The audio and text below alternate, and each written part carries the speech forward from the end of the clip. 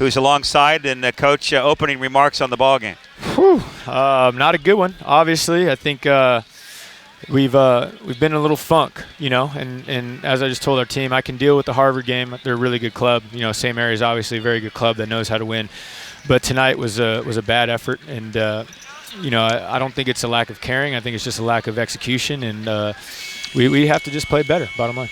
When you're in a funk like this, what kind of things can you do? Because it can be a couple plays, a 10-2 run, and suddenly that's all behind you, right? Yeah, no, I mean, it's I wish there were answers, that made it easier. I think, we're just trying to figure out our best lineups is the bottom line. And some guys, it's hard to do that when you're dealing with some inconsistent play.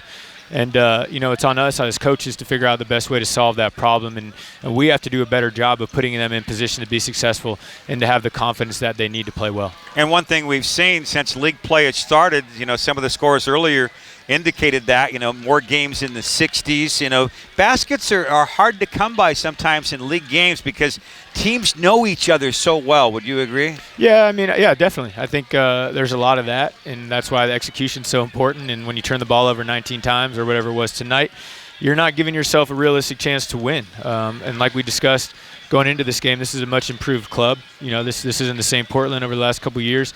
Can't get away with those types of silly mistakes. And in a game that's in the 60s possessions-wise, when you turn it over on nearly 30% of your possessions, you're not giving yourself any chance to win. You got Santa Clara coming up next. The Broncos beat San Diego pretty big today. They're probably feeling darn good about themselves. They're 14-2, but this sounds cliche-like. We know that when the Dons play the Broncos, it really doesn't matter what the record is. That's a big rival game. Do your young players have a sense of that rivalry? They should. The guy. That's what this league's all about. Obviously, a local opponent, and but to be honest, it's not something that we stress or talk about a lot because you find yourself in situations like tonight when you play a club like Portland, you don't get it done. So every game in conference is really a Super Bowl. It's tough that it has to be that way, but it's reality.